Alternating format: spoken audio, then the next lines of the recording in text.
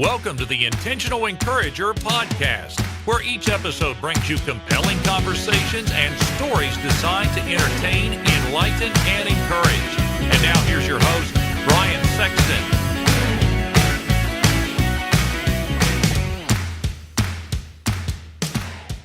Hey everybody, Brian Sexton. You know what's really important to me when I do business with a company is trust and transparency. I've been telling you now for a good while about my buddy Damon Burton and his company, SEO National, because trust and transparency are just as important to them. You know, for the last 15 years, in the search engine optimization space, they have been leading the way and serving people tremendously well. Now, for those of you that don't know what SEO is, it stands for search engine optimization. It helps you show up higher on Google searches so that folks that are looking for what you have find you quicker. And you know what's really encouraging? More revenue, more sales, growing your business. Do me a favor, get in touch with Damon and his team today at SEO National at 855-736-6285 or go to SEOnational.com and get your free quote and tell them you heard it on the Intentional Encourager podcast. I hope you're ready, because here comes a dynamite conversation on the Intentional Encourager podcast.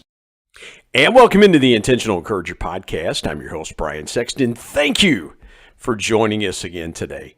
Recording on the road.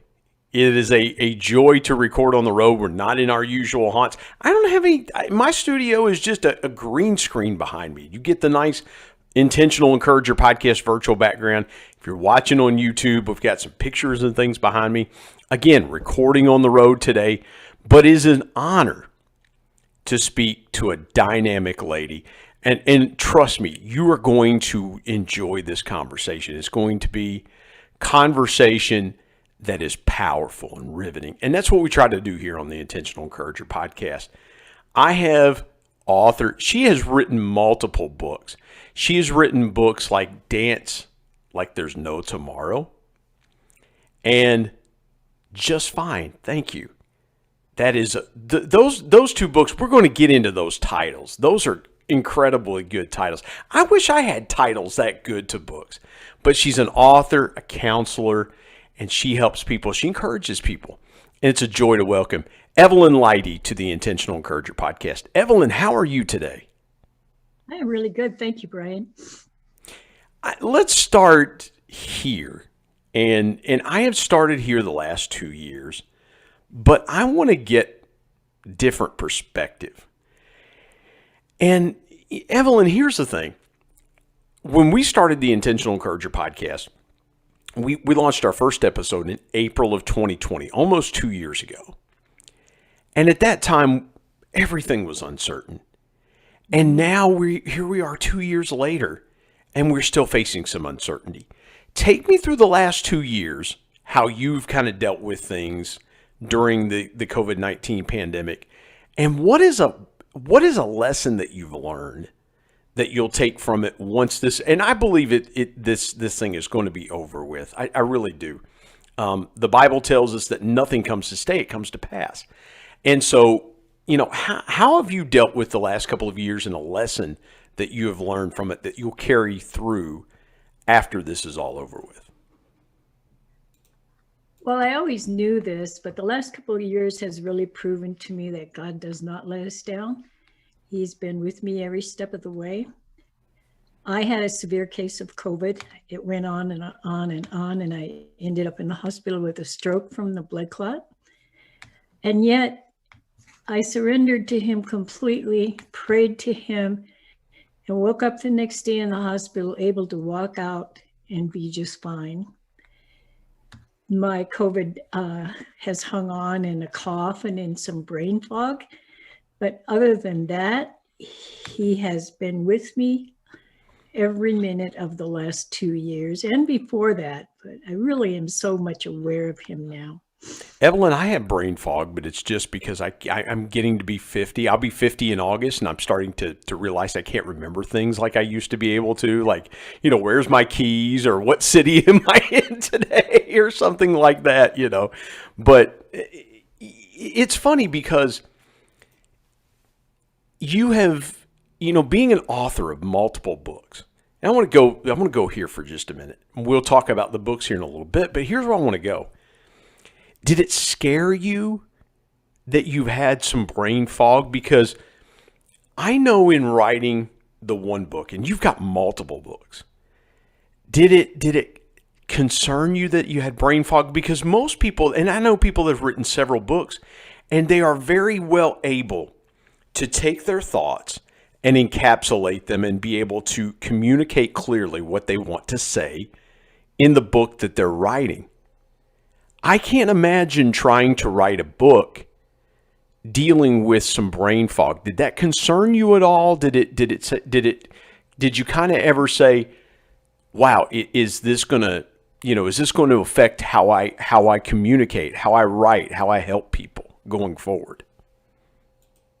No, actually it didn't, because when you grow up in a dysfunctional home, you live with brain fog. You live with unreality and confusion and what's going to happen next. And so, no, that never even occurred to me. Wow. Because I would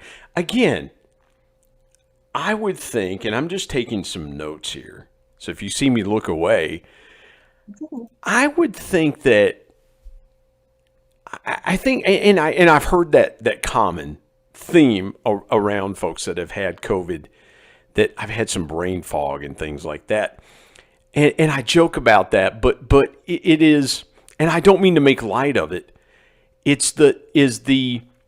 think sometimes the busyness of life gets us to the point to where we start to go, because I have times like that. I have times where I'm like, I feel like I didn't write something down that I needed to write down, or I've let something, I was like, how did I forget that? And you feel like at times you have so much going on that it causes that. You talked about growing up in a dysfunctional home, and we'll talk about that later as we get into your story. Is there a way that the dysfunction that you grew up with, is there a way that it's caused you as an adult to really be more, did you find yourself being more hyper-disciplined or hyper-focused because of the way you grew up in so much dysfunction? Well, I am hyper-focused because I have ADD, and that goes with trauma sometimes. I didn't really, when I focus on writing, I just write for the love of it. And that is part of the thing that has really helped me survive, is writing because I love it, and because it helps me clarify things. It helps me feel grounded. And because I often ask God to tell me what to say, and I really believe that he does. You mentioned writing for the fun of it, but you also mentioned it's a survival technique. Those are two diametrically opposite ends of the spectrum. Writing because you want to tell a story or you want to do something to help someone, but then it being a survival mechanism. When you first began to write your books, did you have to tap into that part of your brain? Because and here's where I'm going with this. I'm really intrigued by what you just said there, because I would think writing as a survival technique would be, okay, I've got to get something out of me to help me as a coping mechanism. Okay, I'm kind of trying to compartmentalize this. But then the other side would be, I write for the fun of it because I enjoy the process, or I enjoy the being able to craft language in such a way that is inspiring. Or you write something, you're like, oh, I didn't realize that I had thought about it that way. For you, when you begin to write, what kicks in the most for you? Is it the survival technique, or is it the fun of it? Because I've never heard writing described in such a diametrically opposed way, and I'm fascinated by it. The first book I wrote was in 1980, and it was a story of what it's like to live with an alcoholic abuser husband.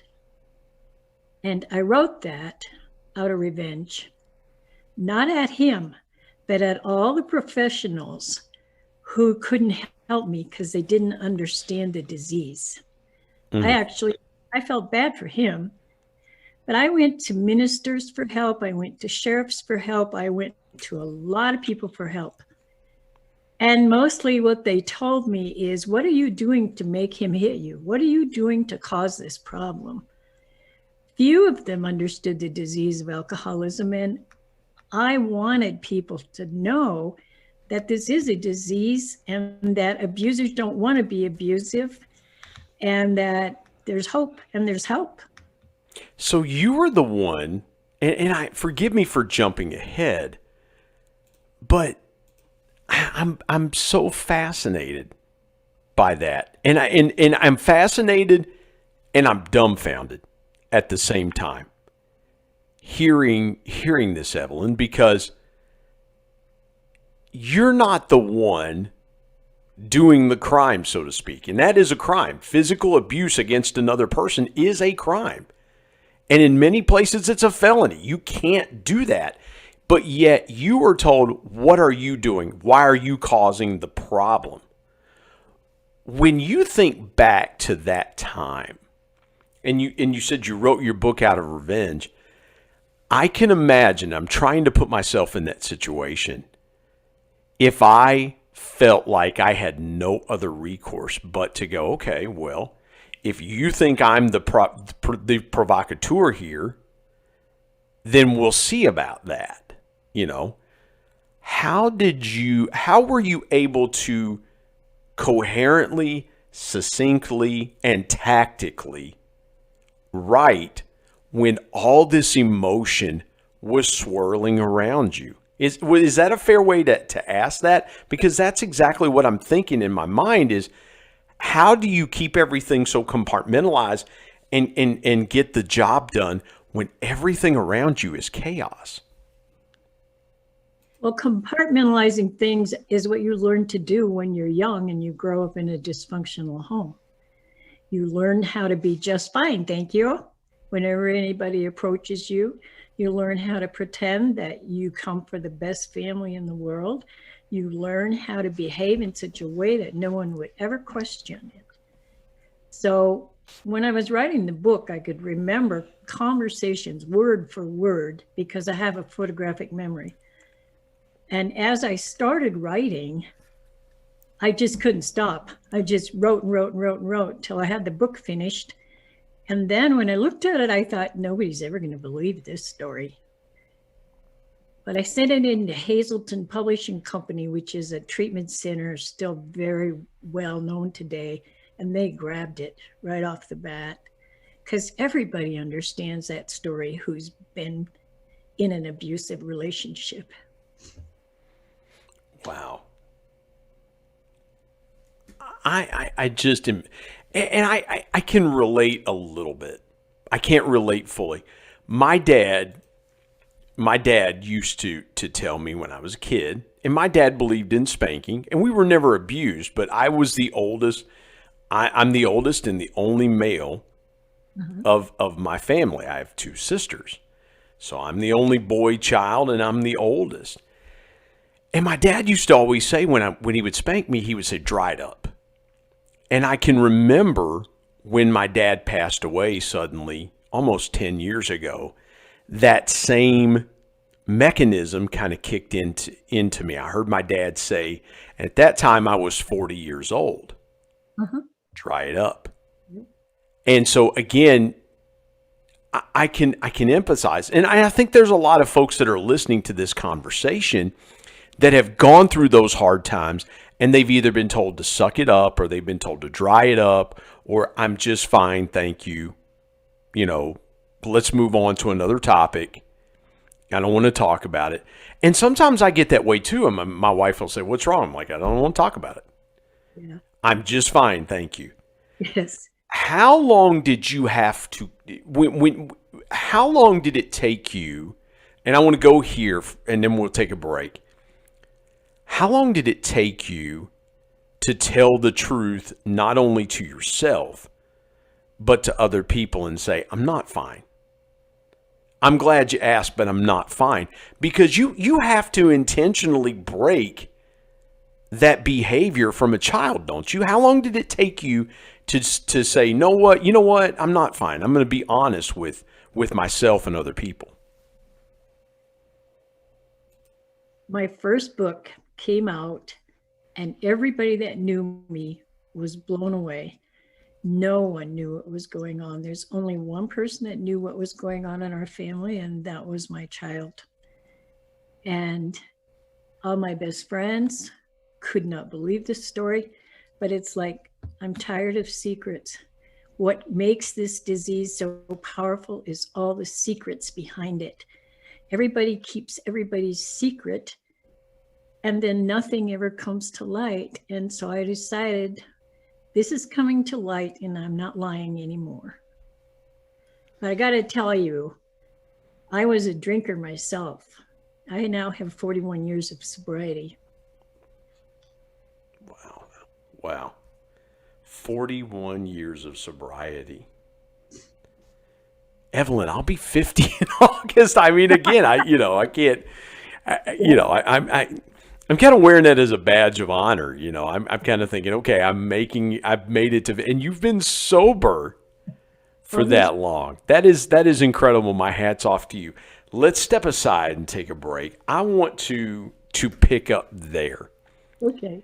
And we're talking about, and I love where this conversation is going, because we are weaving your story into your books. I usually would do this a different way, but I'm not going to apologize for the way this is going, because this is why we have the conversations that we have in the format that we have them in, is so that we can just have an incredibly good conversation. We're having that with author, counselor, Evelyn Leite, who joins me today on the Intentional Encourager podcast. Back in just a moment.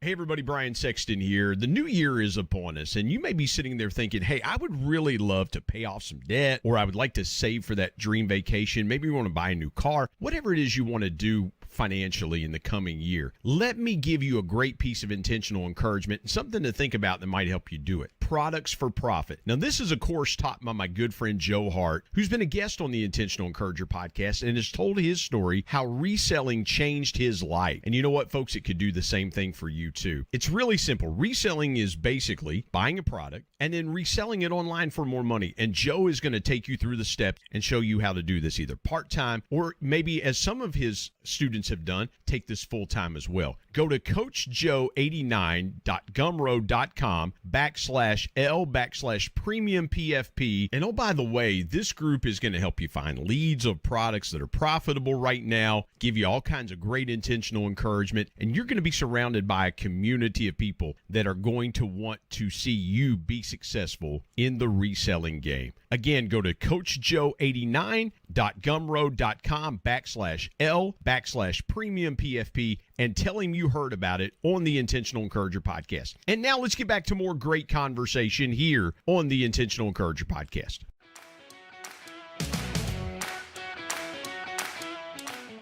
Evelyn, you mentioned before we took a break, 41 years of sobriety. Do you remember the day? Let me. No, I'm going to want to ask it this way, because everybody would ask it this way. Do you remember the second day of sobriety?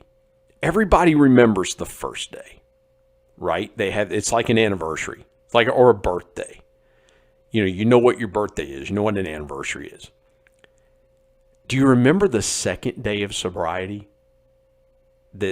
After the first? I do. I was working as a director in an outpatient alcoholism treatment program. So you were trying to help people get sober and you weren't sober yourself? Not until that second day. Wow. Take me through that day. What was that like?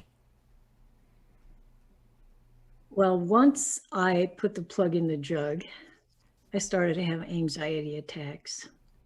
And especially when I would go to work, It was an outpatient treatment program. We had several alcoholics in there, and I had a coworker, and we were, of course, doing everything in our power to help them get sober. And I felt like such a phony that I kept having these horrible anxiety attacks because I was a phony. So you felt like that people were going to say about you, well, Evelyn, why are you trying to help me get sober and you're a drunk yourself? And I don't mean to be so crass in saying it that way, but I can imagine that because, Evelyn, I feel like that people, you bring up a good point, and you may not have meant to do it, but you really bring up such a good point. We are living in an age where people have manufactured their lives with social media and, all the different things, the platforms that people have. There are a lot of times that people don't want you to see who they really are. They want you to see what they say on Facebook or LinkedIn or Twitter or Instagram or whatever it is. They want you to see that part of them. And I can imagine, again, trying to put myself in that moment. I can imagine because it would have to be a house of cards feeling, right? You just feel like I'm building this life. I'm trying to help other people. Meanwhile, I've got a problem that I can't correct myself. And, there have been times in my life I've been a hypocrite. I understand. I know what a hypocrite looks like. There were and I was telling my son the other day, I said, I can remember, being a senior in high school and going to church on Sunday and being on the platform and playing music and then, cussing and doing whatever I wanted to do Monday through Saturday and just, saying a quick little Lord forgive me prayer for all the stuff I did during the week that didn't line up with what I said I was. And then get up on Sunday morning and, here we go. We're going to have church, praise the Lord. But I wasn't, I was a kid. One, I was a kid then. But two, that is a weight that I still remember some 30 years later. Like, I don't want to be a hypocrite. That's terrible. No, hypocrites get found out. When you had to just go ahead and say, I'm putting my foot down. I'm doing this. Were you afraid? You mentioned the anxiety, but what was the anxiety really about for you? Was it being exposed as someone that people thought, well, she's a fraud or a phony, or was it maybe fear of losing your job? Or take me behind that anxiety, because I've got to think that had to feel like 1,000-pound weight around your neck every day that you were working at a treatment center and having a problem yourself. Well, the thing about alcoholism is the denial that goes along with it. All of us think we're too smart to actually succumb to this disease. So I was no exception. I thought, I know everything there is to know about alcoholism. I'm teaching other people. Nobody needs to know that I personally have this problem. And I don't know. Well, I do know. We have to surrender. We have to surrender to the fact that it's a disease and we're powerless over it. And I still wanted to believe that I could control it. That if I chose not to drink, I wouldn't drink. And I did choose not to drink, but I ended up going to treatment because I was going crazy. Wow. Well, and again, there are people that, they say, I'm full confession, full transparency. I have had alcohol in my mouth one time and I spit it out. I was a senior in high school. I found out, somebody gave me a drink of a wine cooler. When I found out what it was, I immediately just spit it out of my mouth. That's the only time that I've had alcohol. One, because I had a dad that would not tolerate it. If I brought it into his house or anything, it was going to be bad news. And I had a healthy respect for my dad, maybe even a healthy fear, but my dad was not allowing it in our house. My mom and dad both. But even as an adult, I just didn't want it didn't satisfy me. It did nothing for me. It had no attraction. So I can't imagine that. But I've struggled with my weight most of my adult life. I've had weight loss surgery and I've struggled. So I understand how you can be addicted to things like that have a part on your body like that. And addiction, no matter what you get addicted to, it has a hold on you. You know, you think about it. You go, I love chocolate. I love sweets. I like food. Mm-hmm. I do like food. And so I understand what that's like. But I also know too, being a Christian, and I want to get your take on this. Okay. I want to go, I normally do not overly go to spiritual things, but I do want to go here in a spiritual way for just a moment, if we can. I know we can with yes. You. I feel like to some degree, and this is just my opinion, and some people may get offended by this, but I'm just going to say it. This is what I believe. I believe it is a disease, but I do believe to some degree there is a spiritual stranglehold that comes along with it, with alcoholism and things like that. I do believe there are some spiritual, there are spirits that come with that, just as any other addiction brings spirits, because you can be addicted. Like I said, you can be addicted to food. You can be addicted to exercise. You can have something have a hold on you to some degree that God has to deliver you from to really free your mind. How was your walk? Did you have a walk with the Lord at this time that you were trying to battle these differing forces going on in your life? I believe that the force you're talking about was with me in my childhood. My father was an active alcoholic. He was emotionally abusive, and he was afraid of God. He was terrified of God. And he told me when I was 7 years old, if you fight with your brothers, God will come and take one of them away. And when I was 9 years old, God did come and take one of them away. And I got really, really, really angry at God. And I felt like I needed to protect everybody I loved from God. And that's very much a part of my story. It took me a long, long time to actually surrender to the idea that God might love me. I never heard that. My mother was very spiritual, religious. She was a dyed-in-the-wool Methodist, but we grew up in a hellfire brimstone church. And I just was angry and rebellious my whole life. Yeah, I can see that. And I'll tell you this, I want to go here for a minute.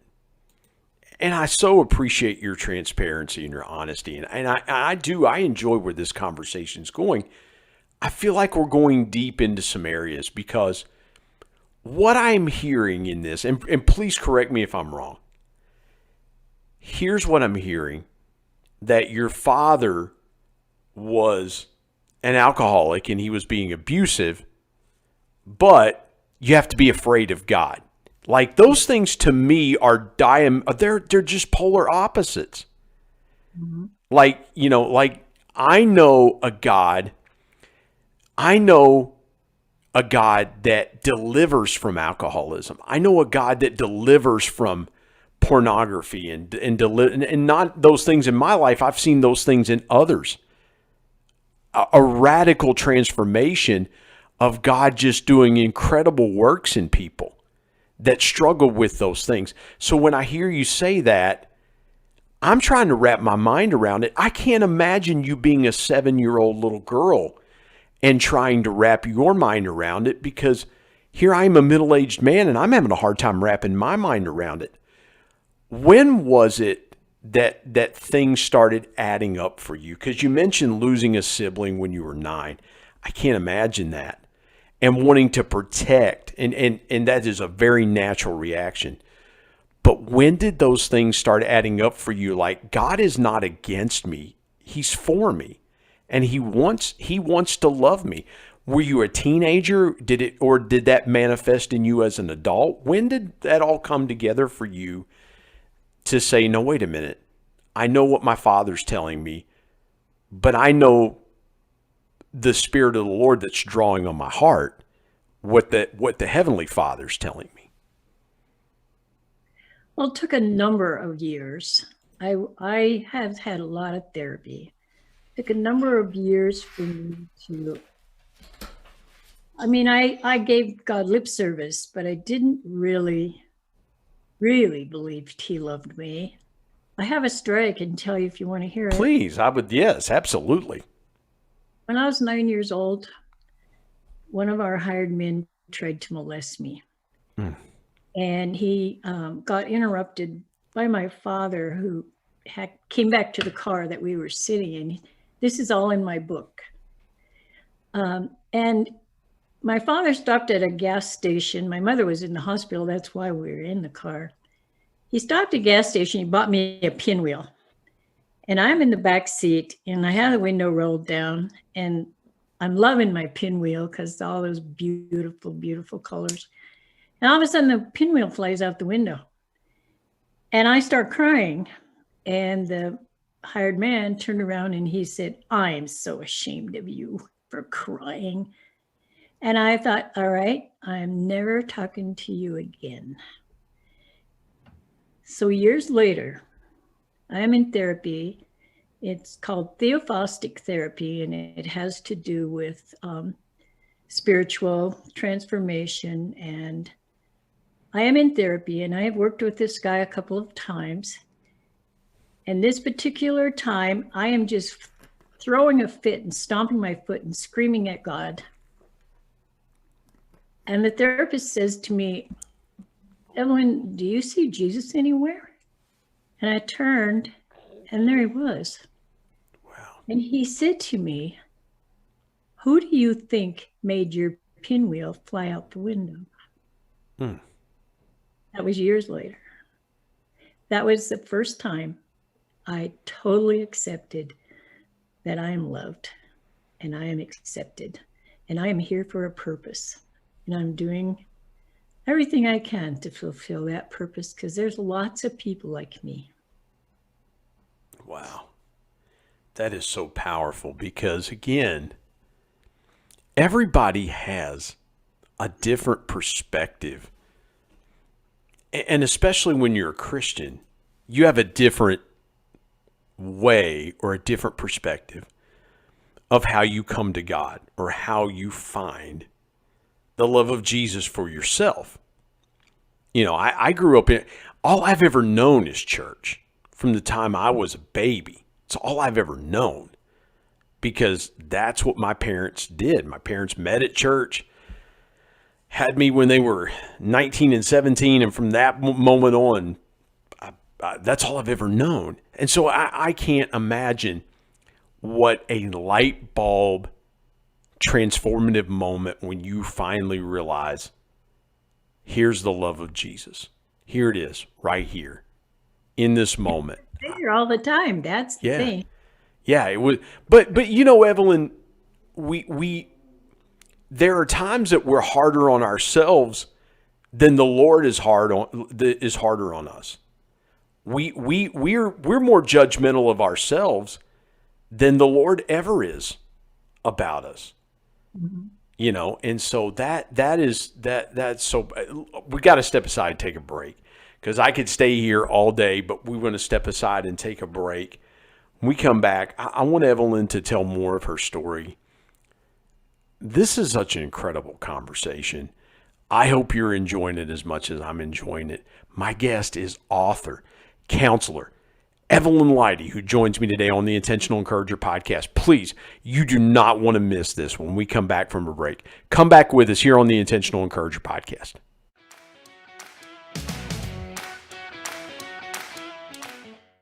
Hey everybody, Brian Sexton. I want to take a moment and tell you about my friend Harry Spate and his new book, Selling with Dignity. Harry has taken an age-old concept of sales and he's put a new twist to it, and I love the direction that he's taken with Selling with Dignity. And here's what's encouraging about Harry's book. Instead of viewing people as numbers and machines, salespeople are now given the tools and the encouragement to be dignified in their approach. Here's what Harry says. He says, selling is an honorable profession when it's done right. When sellers feel they are valuable and have integrity and respect, this opens the door for better conversations and eventually relationship. This book puts an end to sleazy sales tactics and proves why selling with dignity can be done, and it leads to massive success. And I couldn't agree more. Go to sellingwithdignity.com, get your copy today, and if you want Harry to sign it, he'll do that for you. Again, go to sellingwithdignity.com and pick up your copy today of the new book by Harry Spate, Selling with Dignity. And now let's get back to more great conversation here on the Intentional Encourager podcast.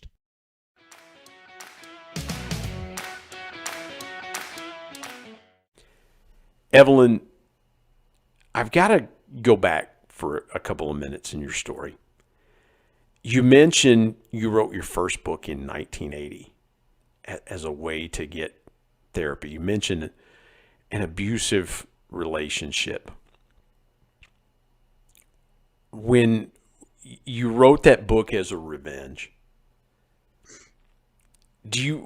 if you could go back, let me ask this. I want to get this perspective. If you could go back 42 years later, it's 2022 now, we record this. You published that book in 1980. You wrote that book in 1980. If you could go back 42 years and sit across the table or sit in a living room setting like you're in now or something like that, and you could sit across the room from yourself, or you could sit in a room with yourself, what do you think this Evelyn would tell that Evelyn in a conversation? I would tell that Evelyn not to take it personally, that all the remarks my father made when he was drunk and all the remarks my former husband made when he was drunk wasn't personal against me. It was them talking about how they felt about themselves. And I think that the thing that helps my clients the most is when I tell them, do not take it personally. Whatever anybody says to you is not about you. If I could have known that, it would have made my life much easier. I love that. Whenever anyone says can you say that again? I want to make sure that we get that point. That is such a powerful point. Whatever someone says about you, when they say to you is not about you. It has nothing to do with you. Wow, that is so powerful. They say it to you, but it's not about you. And you know that is such a great point, because I can think about times early in my marriage. I've been married 25 years to my wife. And I could go back to younger days where I've probably said some things like, my wife, you don't listen. You don't listen to me. And if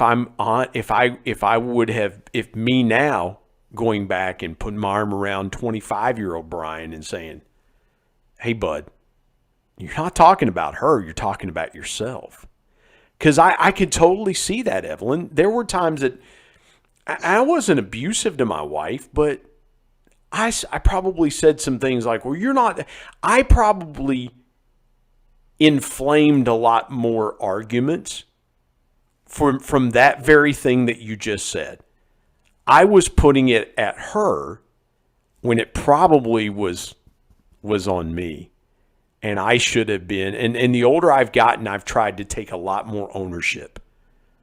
Do you find a lot of times, let me ask you this about abusive people. How often have you seen abusive people take ownership of things? Is it a small percentage, or is it just person dependent?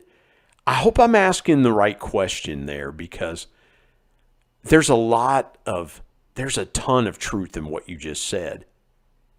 But I want to try to see, how much ownership have you found abusive people take in themselves? Well, I'm sorry to say not a lot. However, if you get their attention, they will sometimes take responsibility, and there's different ways to get their attention. One thing is, after you tell somebody something 3 times, stop talking and start acting. I recently told my client, she has a family member that yells at her and calls her names. She's asked her not to do it several times. I said, stop talking. What happens when she opens her mouth is you leave the room. And of course, it makes them even more angry, but eventually they catch on. Oh, I can treat her like that.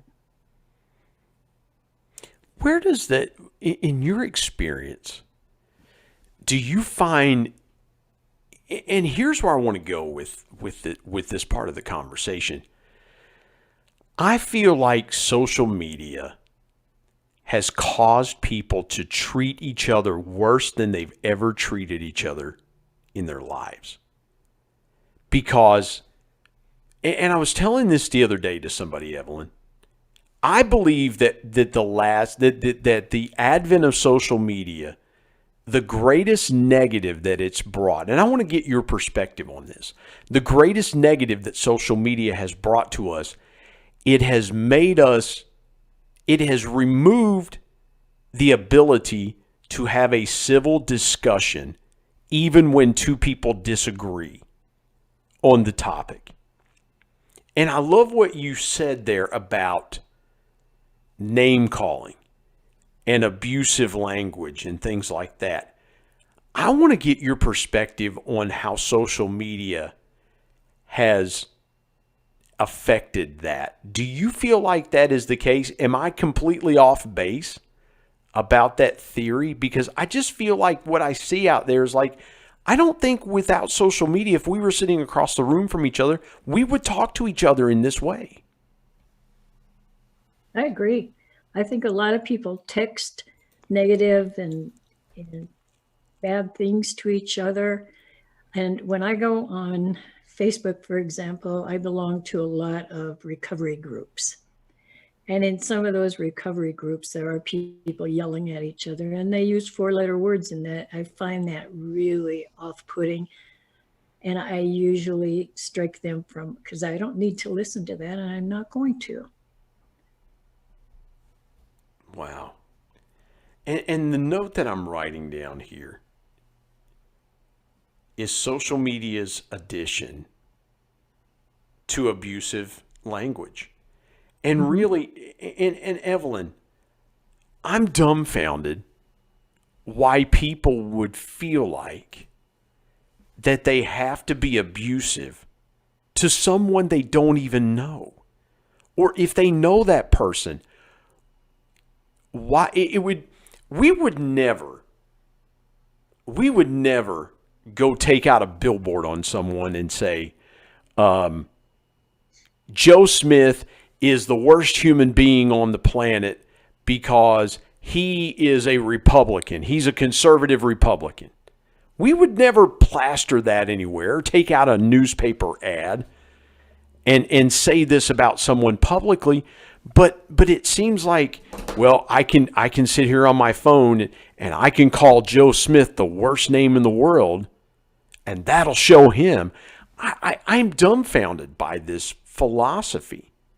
When you work with people, how much of their anxiety, things that they're trying to overcome, comes from social media?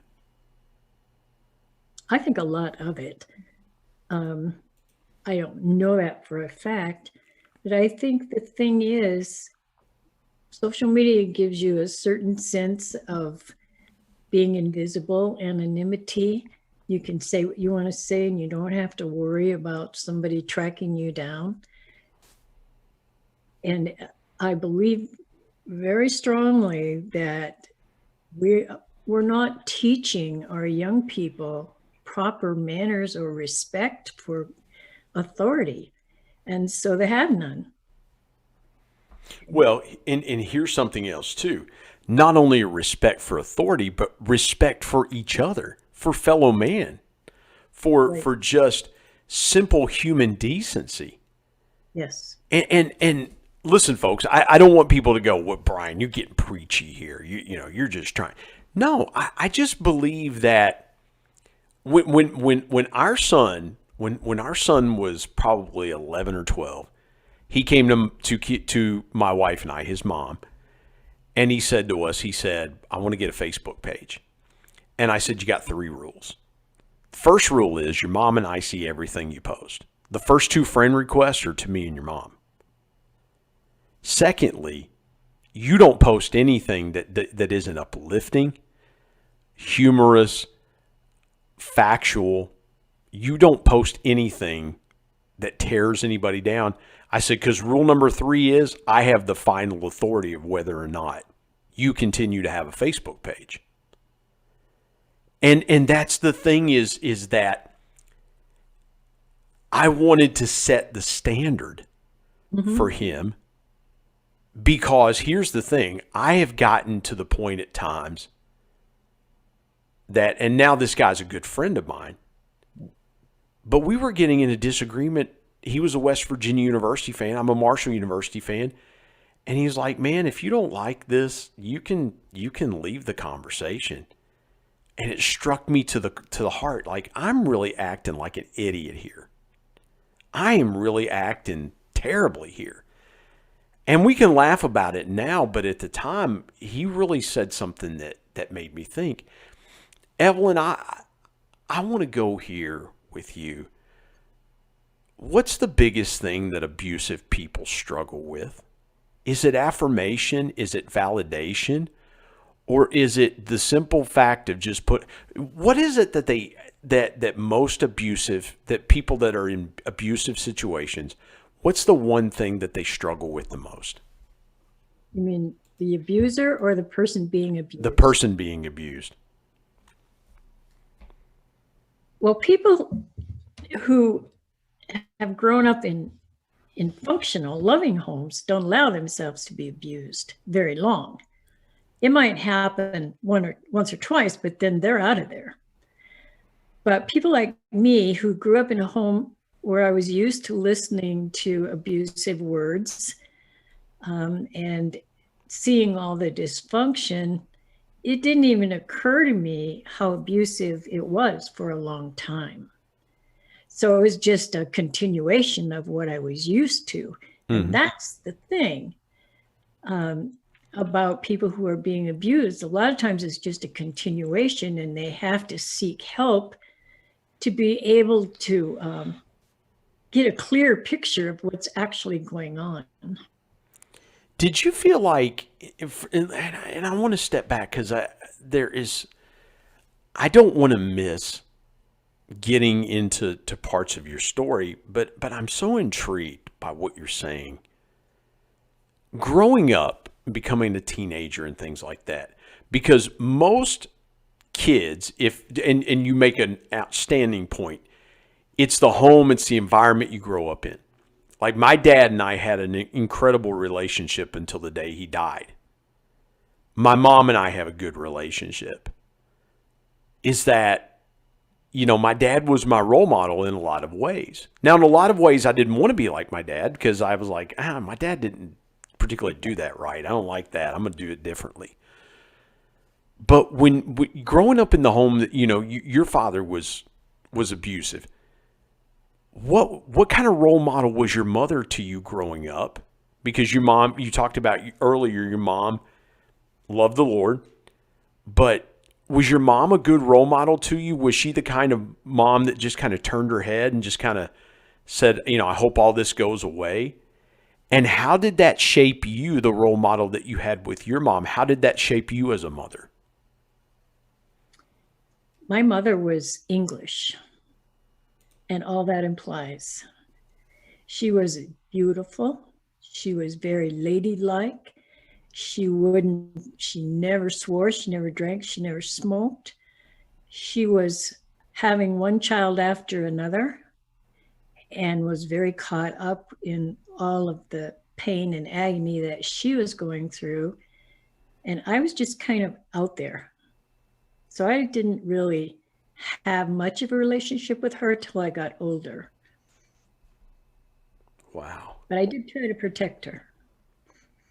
So was it when you were an adult, when you became a mother yourself, that your relationship with your mom changed? Or do you remember that moment where the dynamics kind of changed between you and your mom? The dynamics got better as I got older, and I was able to talk to her somewhat about what had occurred in my childhood. But for the most part, we were raised to protect my mother. My dad always said she's a lady and she needs protection, and it's your job to protect her. So all of us did.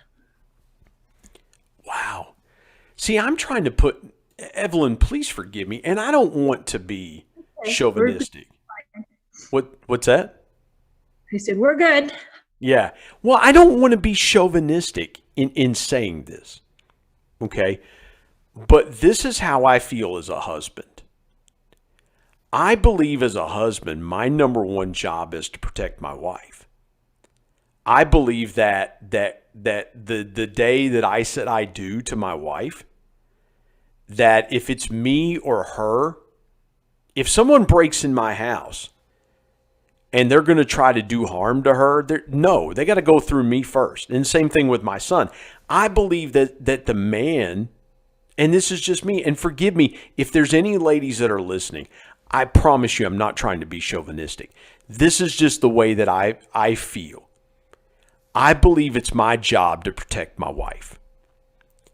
That it's my job to lay down my life for my wife if that requires it. If there's ever and God, I pray every day that God protects us and keeps his hand upon us. But I've always felt like it was my responsibility to be the protector. And I think in large part, Evelyn, it's the way I grew up because my dad was the protector. You know, my dad protected me in a lot of situations. And even when we worked together and we rode together, I still saw that. Even though we were peers and coworkers, my dad, there were a couple of times that my dad came to my defense. Even with people we worked with, he was like, no, listen here, he's still my son. Don't bother him. Don't mess with him. Don't do it. You know, because that the dad in him, I find that dynamic so interesting, Evelyn, because the way I grew up, it was always, and again, forget if I'm really trying hard not to sound chauvinistic. You're not. And I'm not trying to be, but the way that I grew up and the way what was emboldened to me as I became a young man was, you're the protector. If it comes between you and her, you've got to step in there. And I just find that your father's philosophy was you had to protect your mom, not the other way around. And you've got to understand, Brian, alcohol and drugs change the personality of the person who used them. So when my dad was sober, and he could be sober for weeks at a time, he was that man you're describing. When he was drinking, he was a whole different person. And that is what makes this disease so incredibly confusing for children in particular who live with it. Because on the one hand, he's everything you said a man should be. And on the other hand, when he's drinking, he does a 180 and is completely different. And so when you're a kid and you're watching this, the confusion is rampant. Yeah. Who is this man when, because most kids don't understand addiction. Well, let's face it, few adults do. Well, and again, here's the analogy that I'm trying to make in my mind. It would be like, to me, if I told my son, I love your mom. I'm going to be faithful to your mom till the very end. And then I go, hey son, your mom's not home. I'm going to bring another woman in here. And tomorrow night I'm going to bring another woman in here. But I love your mom. I'm faithful to your mom. I love your mom. That would be so confusing to him. He'd be like, wait a minute, dude. What are you doing here? And so to me, it's I can see that because it's diametrically opposed to normal, rational thoughts and behaviors and thinking and things like that. When you were in the middle of your own abusive situation as a spouse yourself, how were you able to protect your kids? And what did you do to kind of shield them from it? Because I would have to think that all this is coming back to your mind, what you went through as a child. You're kind of living it as an adult, just in a different way. How were you able to protect your kids? Were you able to shield your kids in some way? I tried. However, I wasn't much better at it than my mom. The only thing I did different than my mom is I picked them up and left. Wow. In an effort to keep them from getting hurt any further. Wow. I'm just amazed at this. Evelyn, I want to be respectful of your time. I want to be respectful of the audience's time, because we could talk for hours about this situation. And folks, I will tell you this. I've done well over 200 episodes of the Intentional Encourager podcast. Easily, this has been arguably the most unique episode I believe that we've done. But I believe it's one of the most important episodes that we've done. Because, and let me take a strong stance here, and I will own publicly what I'm about to say.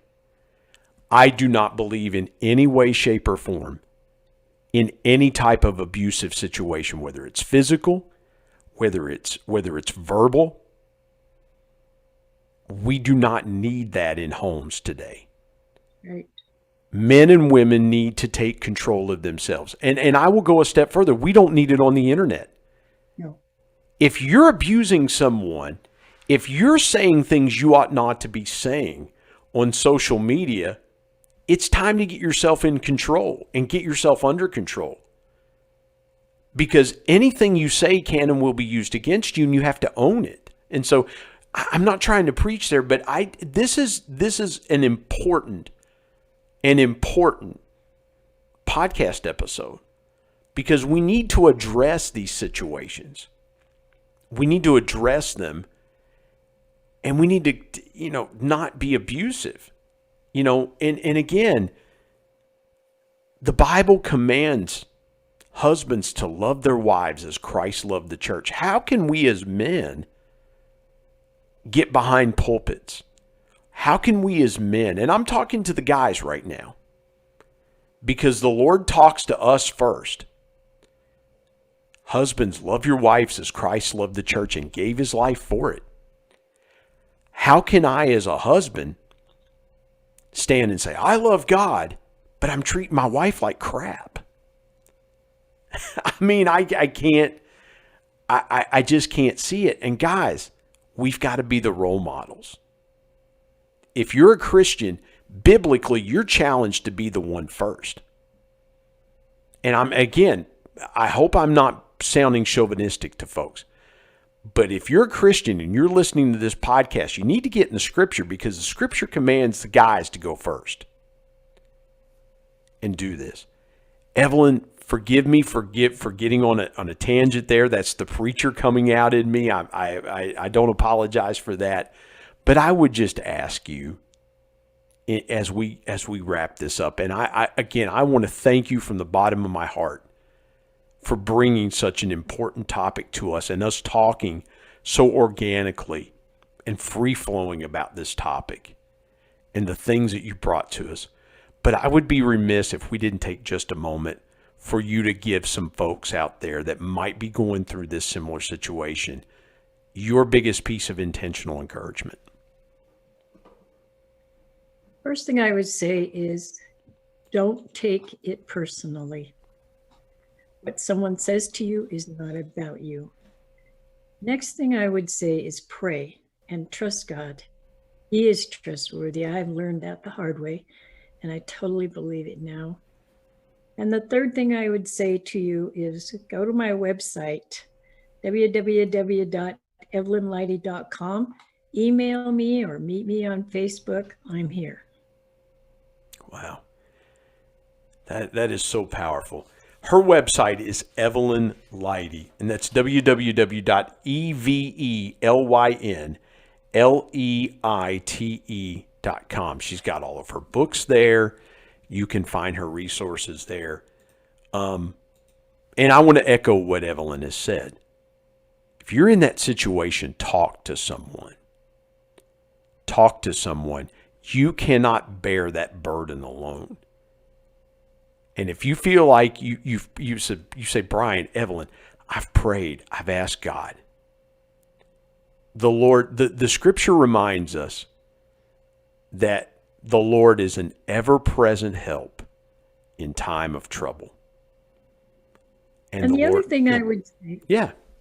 Please go ahead. No. Please don't apologize. Take this. Out of Romans 8:28, and believe this truth. God can take all things and make them work together for good. I love that. That is so good. The truth of Romans 8:28. You're exactly right. And that scripture starts with, and we know. Mm-hmm. And we know that all things work together for the good that to them that love God and are the called according to his purpose. Evelyn Leite, this has been, again, let me reiterate this point. This has been arguably one of the most powerful conversations we've had here on the Intentional Encourager podcast. And I want to thank you again for having it with me today. Thank you so much, Evelyn. I appreciate you being on. Wonderful to meet you, Brian.